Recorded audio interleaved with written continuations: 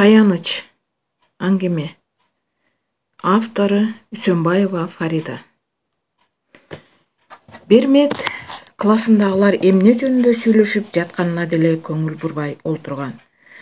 Бир убакта баары дуу күлүп жибергенде, чачылып жаткан оюн чогултуп көңүл бурууга аргасыз болду.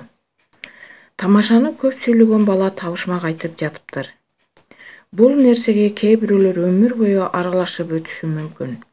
Кээ бирөөлөр жытын да билбей калат деп жообун күтүп калганда, Анара үчүн шанс келип калгандай үнүн бийик чыгарып, баары уксун деп Бермет жакты карап, бул деген арак деп мыскылдай аралаш улай кетти. Мисалы, менин апам даамын татпайт. А кээ бирөөлөр үчүн күнүмдүк иче турган нерсе да деп дагы карап койду. Тиги бала жообу туура эмес экенин айткан менен, кыз көңүлүндөгү нерсени айтып алганына ыраазы болуп каткырганда, аны коштой 3-4 кыз арт жагынан бир карап алышты. Бермет үчүн бул сөз төбөдөн ургандай эле болду. Ызасы үнүн бууп, сөз сүйлөгөнгө чамасы келбей турду. Кийинки күндөрү Анаранын Берметке жасаган мамилеси аябай өзгөрдү. Анын себебин сезип турса да, тең келбей эле койгонду эп көрүп жүргөн. Бул оор абалдан чыгуунун жолун таппай турганда, шашып кирип келген эжеи да кечиккенине кечирим сурап, теманы доскага жазып, кыска убакытта эссе жазыша турганын айтып калды. Мына балдар, март айы кирип келгенде эле апалардын майрамы менен куттуктайбыз. Азыр жүрөгүңөрдөгү арнаган сонун сөздөрдү кыска кылып кагазга түшүрөбүз. Кайра дароо окуйбуз, кана баштадык. Мына тагдырдын тамашасыбы, бул тема Бермет үчүн бүгүн аябай оор болуп турду. Албетте апасы бар болсо дагы. Эмнеден баштаарын билбей башын көтөрсө, алдыда отурган Анара көзүнө урунду. Баягы мыскыл карашы менен тиктеп, жанындагы кызга күбүрөп күлүп койду. Жазып бүткөндөр кол көтөрүп окуй башташты. Кезек Берметке келгенде козголбой отуруп калганына таң калган эжеи жанына келип, а сен неге бир сүйлөмдө жазбай олтурасың деп таң калды.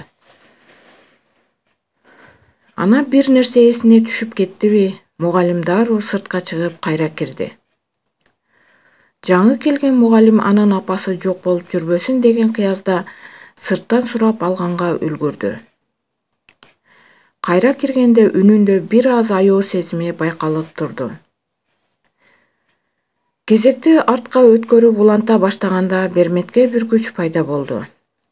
Бүгүнкү Анаранын кылыгы үчүн жооп кайтара турган мүмкүндүктү кое бергиси келбей, классташтарын аяп кээ бирөөсүнүн мыскыл менен караганын каалабай турду.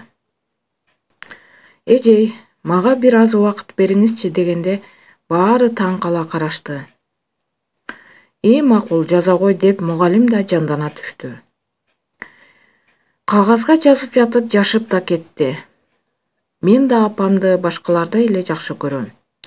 Сыйлайм, аны азыр аяп турам. Ушул абалга түшүп калган себебин мен жакшы билем. Бир кезде биз да бактылуу үй бүлө катарын толуктачу элек. Апам, атам, мен эним болуп түшкөн сүрөттү көргөндө, азыркы жашообузга ишене албай кетем. Кичинекей энимди көтөрүп, апам үчөөбүз Тайнемкине барып кайтканыбызда, биз түшкөн унааны арт жактан мас айдоочу сүзүп кетип, апам катуу жаракат алат. А энимдин башы катуу тийип, ошол жерде эле чарчап калган экен. Дарыланып чыккан менен апам өзүнө келе албай жүрдү. Атамдын сөзү менен айтканда оорукчан болуп калды. Атам өз бактысын таап кетти. Тагыраак айтканда, чет жерге иштегени кетип, ошол жактан үйлөнүп, эркек уулдуу болуптур. Бул кабар апама жеткенде үйдөн чыкпай 3 күн жатканы эсимде. Мен баарын түшүнүп турам. Энимдин чарчап калганы, өзүнүн ден соолугу жакшы болбой калганы, атамдын башка аялга үйлөнүп алганы, баары аны чүнчүтүп жиберди. Ишке деле араң барып жүргөн. Бир күн эле апам башкача абалда келди. Ыйлап да, күлүп да, өзүнчө сүйлөнүп да жүрөт. Мас экенине анча маани деле бербей жүрдүм. Кийин кадимки көрүнүшкө айланды. Апам өзүн ошентип алаксытам деп ойлогон болуш керек. Тагдыр сыноосуна эрки жетпеди. Эртең менен жумушуна кетет, келгенде баягы абал. Мен апамды актай да, күнөөлөй да албайм. Мени чоңойтту, бакты, өзү айткандай бактысына мен бармын. Бул оор тагдырды эч кимге каалабайт элем. Мыскыл менен караган кээ бирөөгө дале таарынычым жок. Кимдин маңдайына эмнени жазса Кудайдын өз ыктыяры да. Анысындагыдай Кудай эмеспиз да, алдыдан не күтүп жатканын бирибиз да билбейбиз. Мен да апамды жакшы көрөм, тагдардын башка салганын көтөрбөскө айла жок. Бермет жазганын окуп алып, ыйлап жибербейин деп жаткан менен, өзүнөн башкалар көзүнө жаш алганын көрүп, чыдабай баракты калтырып, сыртка чыгып кетти. Сабак бүтүп калган экен. Асылбек сумкасын көтөрүп жанына келгенде, ыйлап бүтүп жүзүн жууп жаткан. Мени жайыма койчу, Анара сени жакшы көрөт, а сен мени жандаган сайын күчү менден чыгарып жатат. Тынч жашагым келет, мага сүйлөбөй эле койсоң деле болот. Анын эркелигин үйүндөгү апасы эле көтөрбөсө, мага андай чоюктогондор жакпайт деп Асылбек басып кетти. Үйдүн ичи адамдын көптүгүнөн ызы-чуу болуп жаткан экен. Келин алып келерин алдын ала айтылган го сыягы. Берметти Асылбектин туулган күнү деп алып келишкен. Кайра артка кайтканга мүмкүнчүлүк беришпеди. Көтөргөн боюнча үйгө киргенде гана иштин чоо жайын түшүндү. Каршылык көрсөткөнгө карабай жолук салып коюшту. Сүйлөшүп жүрсөң каяка бармак элең? Жөн отур. Жакшы жер, сен чана турган адамдар эмес деп, жеңелери бир нерсенин чекесин кыйытып отурууга мажбур кылышты. Бермет мектепти жакшы бүтүрсө да жогорку окуу жайынан окуй албасын билчү. Болгону апам кандай абалда келет, азыр кайда жүрдү болду экен деп ойлонуп жатты. Апаңдын номерин берчи деп бирөөсү киргенде, Асылбектин апасы анын номерин эмне кыласың, дүкөндөн таап аласыңар деп жактырбаганын билдирип койду.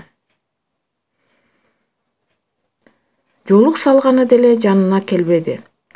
Демек баласынын тандоосуна аргасыздан баш ийгени деп түшүндү.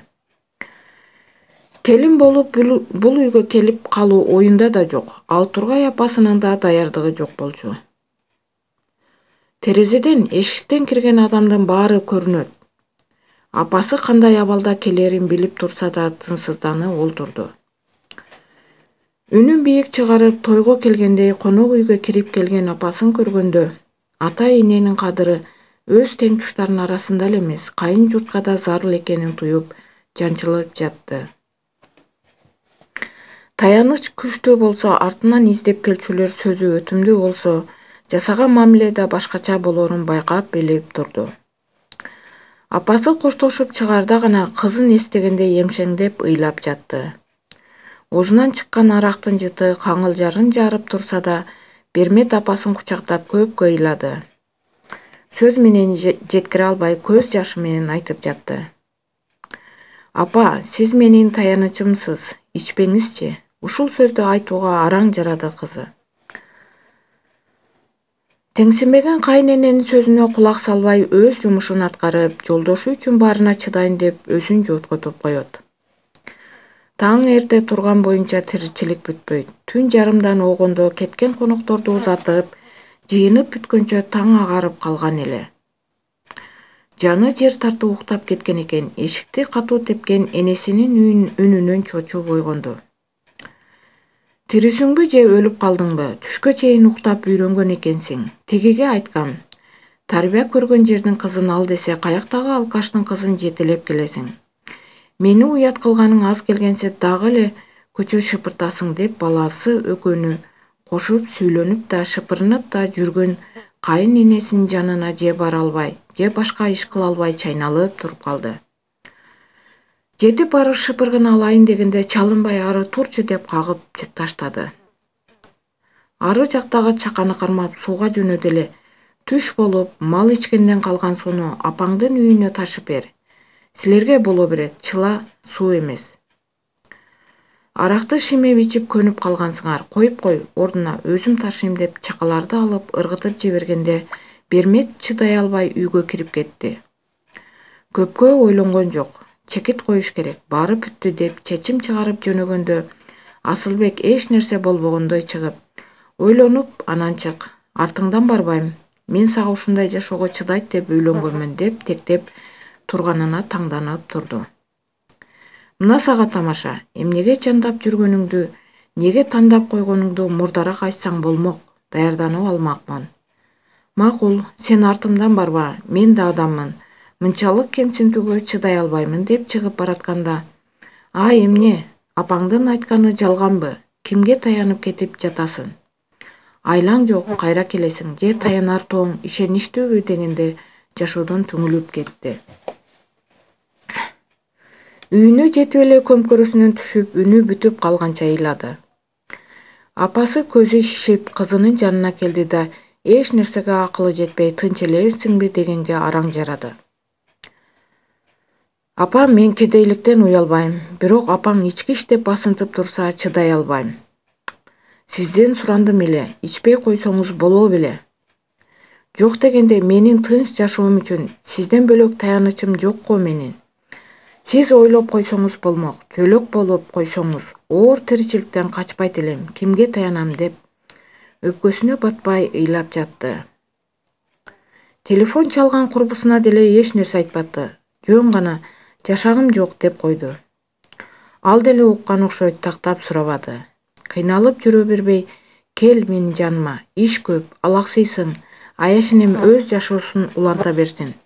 Келсең жолуңа билет деле алып берейин деп чын ниеттен жардамын сунуштады. Сураштырып жүрүп шаардан иш тапты, идиш жууп болсо да жашоомду жөнгө салып алайын деген ойдо. Эрте менен келип кеч кайтат, айылда эмне жаңылык болгонуна көңүл бурбай калган. Апасы тирүү бар экенине эле каниет кылып жашоо кечире баштаганына жыл айланып барат. Жумушуна кечигип калам деп аялдамага жетпей жолдо келе жаткан машинага кол көтөрүп калды. Ал да өтүп барып токтогондо анын ким экенин карабай кол көтөрүп алганына өкүнүп кетти да кайра эшигин жаап салды. Арткы орундан түшө калган Анараны көрүп аз жерден ызасы кайнап кетти. Биз классташпыз го, бас отур, ала кетели деп колунан тартып олтургузду. Манайы түшүп турса да ооз учунан сурашып койду. Асылбек, классташыңды карачы, кайненеси ушул машинаны туулган күнүнө белек кылыптыр. Апам мага да алып бере элек. Окууңду бүт, анан дейт. Үйдө кемпир ооруп калыптыр. Ошону карап шаарга каттап окуп турам. Кемпир дегени Асылбектин апасы деп түшүндү. Сен кайда, иштеп жатканыңы уктум эле.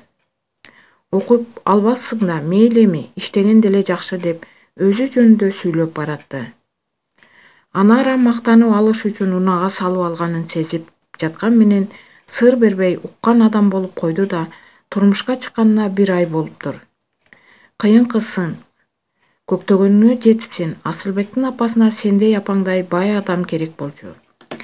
Каап, ооруп калганы жаман болгон экен деп өз ою менен алпурушуп баратты. Ишке жетмеге азап болду. Жерге түшөрүндө да экөөнүн көзүн тиктеп албаганга аракет кылып, чоң рахмат, жакшы кылбадыңбы, кечикпей жетип калдым деп түшүп кетти. Анаранын окуп албапсың деген сөзү кайра кулагына жаңыра берчү болду. Кубанганы апасы ичкенин таштап, кызы менен баарлашып, өзүн колго ала баштады. Сырттан болсо да окутам сени деп максат кылган апасынын сөзүнө кыйла жандана түштү. Окуусун бүтөр жылы колун сураган жигити макулдугун сурап айылга издеп келиптир. Апасы эки санасы бир тынганына кубанып жүрдү. Анткени кызы турмушка чыгууну артка жылдырып койгонун сөзүнөн байкап жүргөн. Эми окуусун да бүттү, турмуш жолу да ачылды. Асылбектин Анара экөө балалуу болбой эки башка жолго түшкөнүн, Асылбектин апасы төшөктөрүн турбай жатып калганын, кайра Берметти алып келем дегенин бирөөдөн угуп кыжаалат болуп жүргөн. Чын эле Асылбектин кайра жарашалы деген сунушун Бермет четке кагып койгон. Сен айткан таянычым эч нерсе менен иши жок убакта да карайлап калган эмесмин. Эми таянычым Кудайга шүгүр мени ойлойт, кеңешин айтат, сырымды бөлүшөт. Негизгиси өзүн көтөрбөйт да, чөгөлбөйт дагы. Таянар тоом ишеничтүү деп сөзгө сындырган. Асылбек жолдон өтүп баратып, Берметтердин үйүнүн тушунан күлкү аралаш небересин кучактап, эркелетип жаткан бүү чачты, апасын кучактап отурган Берметти, сумкаларын түшүрүп жаткан Чоочу мырзаны карап, колундагы бөтөлкөнү кантип төгөтө жутканын байкабай калды. Ичин ит талап жатканы оор үшкөргөнүнөн байкалып турду. Турганга дарманы келбей бөтөлкөсүн жазданып жатып, апамдын кече бирөө жарым кабар алды бекен деп ойлоп турганга аракет кылганы менен таянар эч нерсенисин таппай, кайра кулап түшүп, булдурап сүйлөнүп жатып уктап кетти. Аягы